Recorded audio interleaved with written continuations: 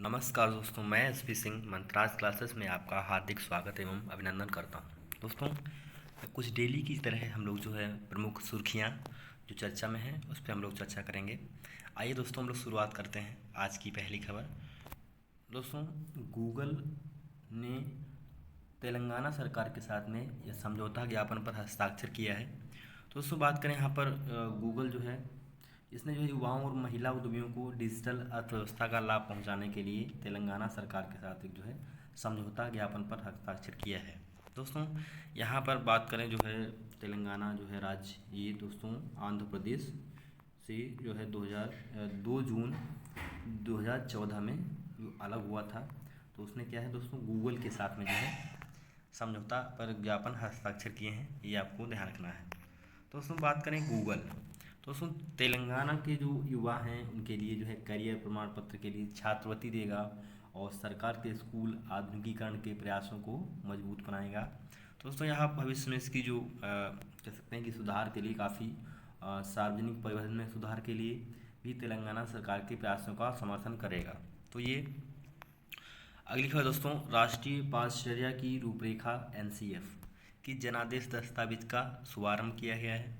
दोस्तों यहाँ पे क्या है देखते हैं हम लोग जो है केंद्रीय शिक्षा मंत्री धर्मेंद्र प्रधान दोस्तों 29 अप्रैल 2022 को इन्होंने जो है एनसीएफ जो हमारा राष्ट्रीय कैरिकुलम फ्रेमवर्क जो है इसके जनादेश दस्तावेज का शुभारंभ किया है।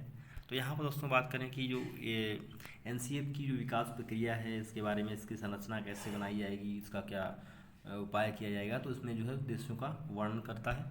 तो दोस्तों बात करें यहाँ पर जो है एनसीएफ को यहाँ पर सबसे पहले जिलों से शुरू किया जाएगा, राज्य के जितने सारे, फिर राष्ट्रीय स्तर पर एक सहयोगी परामर्शी प्रक्रिया के माध्यम से इसको तैयार किया जाएगा। दोस्तों बात करें जैसे कि आपने देखा होगा न्यू एजुकेशन पॉलिसी, ये दोस्तों 2020 में जो है इसको लॉन्च किया गया है दोस्तों, और उसके बाद में अब जो है 2022 में इसको लागू हो गया है। तो ये आपको ध्यान रखना है। दोस्तों नई एजुकेशन पॉलिसी की बात करते हैं, यहाँ पर जो है इससे पहले 2 बार जो है हमारी नई पॉलिसी जो आई उसको 2 बार संशोधन किया गया। और उसको तो दोस्तों बात करें यहाँ पर जो है न्यू एजुकेशन पॉलिसी जो है इसमें जो के कस्तूरी रंगन जो भूतपूर्व जो है उसके जो हमारे सीआई थे, तो उनकी अध्यक्षता में जो है इसको जो है दोस्तों बनाया गया। और उसको 2014 में भी एक बार चर्चा हुई, लेकिन जो है उस समय जो है इसको अमली जामा नहीं पहनाया गया इसका। दोस्तों अब जो है सरकार ने इसको लॉन्च कर दिया है नई शिक्षा नीति। दोस्तों बात करें अगली खबर है कि रूस से चीनी 2023 विश्व आइस हॉकी चैंपियनशिप। दोस्तों आप लोग जानते हैं कि अभी जो है हाल ही में जैसे कि आप जानते हैं यूक्रेन और रशिया का वॉर चल रहा है।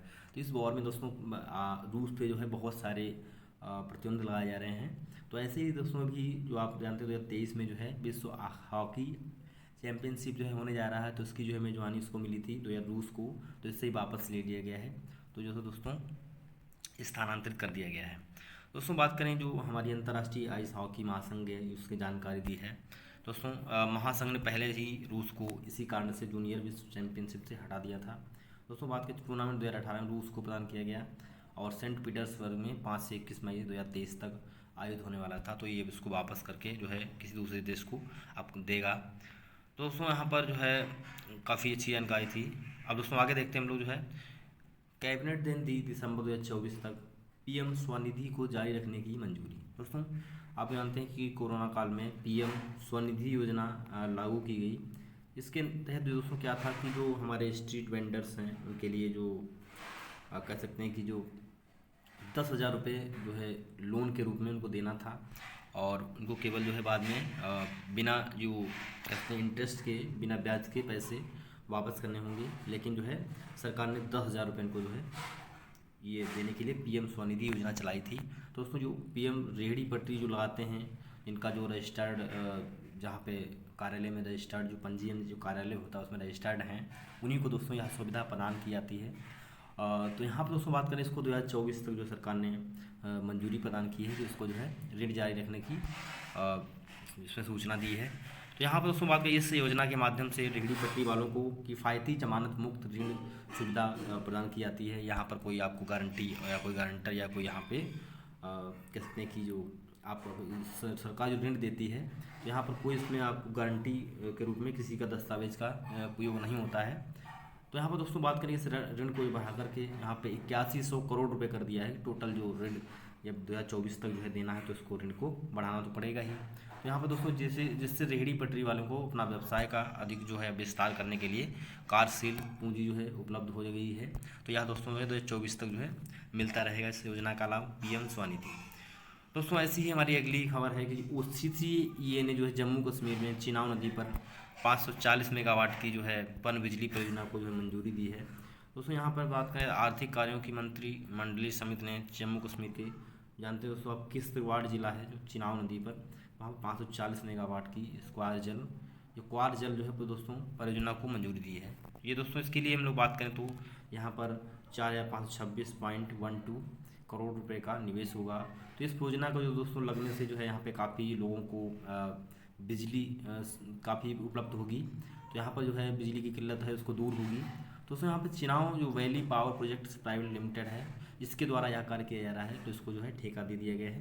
तो इसी के तहत जो है 540 मेगावाट जो है जल विद्युत परियोजना को जो है मंजूरी दे दी गई है। वैसे भी दोस्तों जाने हम लोग हमारे देश में जल विद्युत है सबसे ज़्यादा जो है, आप जानते हैं NTPC जो प्लांट्स हैं, यानी थर्मल पावर जो प्लांट्स हैं, उसके द्वारा सबसे ज़्यादा हमारे यहाँ पर यानी कोयले पे आधारित कोयला और जल पर सबसे ज़्यादा बिजली जो है बनाने का जो है कार्य चलता है। और दोस्तों अब जो है सरकार इसको आप जानते हैं कि जो है सौर ऊर्जा प्रणाली को काफ़ी विकसित कर रही है। और इसके लिए जो है दोस्तों हमारे बात करें तो इंटरनेशनल जो IEA जो आपको जानते हैं इंटरनेशनल ऊर्जा एजेंसी जो है IEA, तो इसका दोस्तों मुख्यालय आप जानते हैं कि वियना में है। तो ये आपको ध्यान रखना दोस्तों। अब दोस्तों बात करें सौर ऊर्जा, तो ये बिजली विभाग का जो है ऑफिस अंतर्राष्ट्रीय कहाँ पर है, वियना में है। तो सौर ऊर्जा का बात करें दोस्तों तो ये आपका है गुरुग्राम में है, ये आपको ध्यान रखना। एक मात्र अंतर्राष्ट्रीय संस्था जिसका हेड ऑफिस हमारे जो है गुड़गांव में है, ये आपको ध्यान रखना। सौर ऊर्जा पावर प्लांट जो सौर ऊर्जा एनर्जी है, तो इसको जो है मेंटेन करना इसका मेन प्रमुख कार्य है पूरे देश में। हम लोग बात करें तो स्वच्छ एनर्जी, क्लीन एनर्जी जो है इसको सबको प्रदान करना, clean energy and green energy सरकार इसी पे ध्यान दे रही है। आप जानते हैं कि जैसा कि आप जानते हैं बजट अभी पेश हुआ, उसमें भी इसका जो है काफ़ी चर्चा में रहा। तो ये आपको ध्यान रखना दोस्तों। मिलेंगे फिर, तब तक के लिए इतना ही। थैंक यू, धन्यवाद।